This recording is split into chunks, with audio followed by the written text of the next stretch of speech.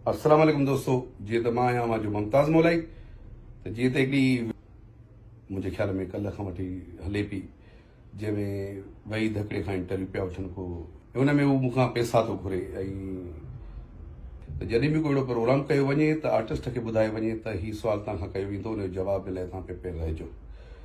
अचानक हिकिड़ो मां सुतो पियोसि, मूं ॾे नई ॻाल्हि आई। ऐं हीउ वहीद मुंहिंजो भाउ आहे, वहीद खां मूंखे कोई बि इख़्तिलाफ़ न आहिनि। हुनखे मूंखां तकलीफ़ आहे त अलाह पाक हुनखे ख़ुशि रखे वरी बि। ऐं मुंहिंजी ज़िलत में जेकॾहिं हुनखे ख़ुशी बि मिले थी त वरी बि मूंखे ख़ुशी थींदी। त कंहिंखे तकलीफ़ ॾियण सां कंहिंखे ख़ुशी मिले त मुंहिंजे ख़्याल में उहा ख़ुशी वॾी अहमियत रखंदी आहे। ऐं मां पंहिंजी ज़िंदगी में ख़ुशि आहियां। ऐं इन नंढनि ॻाल्हियुनि सां इहे सालनि खां थींदियूं रहंदियूं आहिनि, मूंसां छा पर वॾनि आर्टिस्टनि सां थियनि थियूं, घणनि आर्टिस्टनि सां थींदियूं आहिनि इहे मसइला मसाइब। उन जे लाइ को मसइलो कोन हूंदो आहे। नाज़िबा वीडियो बि ईंदियूं आहिनि कि छा ईंदा आहिनि फ़नकारनि जे लाइ, वीचारनि जे लाइ। फ़नकार नंढड़ो वीचारो सवलो आहे न, ग़रीब आहे, कंहिं ॿिए जे लाइ न रखंदा आहिनि।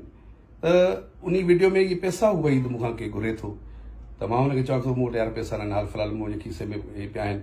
ऐं मुंहिंजो जेको आहे सो मां एतिरी हद ताईं माना हुन खां ॻाल्हि कयमि त मुंहिंजी नंढड़ी ऑपरेशन हुयो त उते के मुंहिंजा हॉस्पिटल में के पेमेंट जेका ई त हाल फ़िलहाल लॻी चुकी हुई, त मां हुनखे उहा ॻाल्हि कई आहे।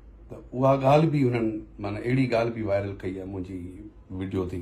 वहीद हिकिड़े साहब कराई आहे, पर अल्लाह पाक तव्हांखे ख़ुशि रखे, कंहिं आर्टिस्टनि जी दिलि न रखंदो। तव्हांजा चैनल असां आर्टिस्टनि सां गॾु आहिनि, असां आहियूं त तव्हां बि आहियो। अॼु ॾिसो हीउ दौरु कहिड़ो पियो हले। अॼु हर माण्हू जंहिं वटि मोबाइल आहे उहो चैनल जो मालिक आहे। मुंहिंजे लाइ सभु सिंधी चैनल क़ाबिल एतिराम आहिनि, पर मूंखे ॾुख ज़रूरु थियो आहे इन वीडियो छॾण जो। बहरहाल अल्लाह पाक हुननि खे ख़ुशि रखे। मूंखे तज़लील ॾियण सां हुनखे ख़ुशी मिले थी त अल्लाह पाक वरी बि हुनखे ख़ुशि रखे। Thank you so much.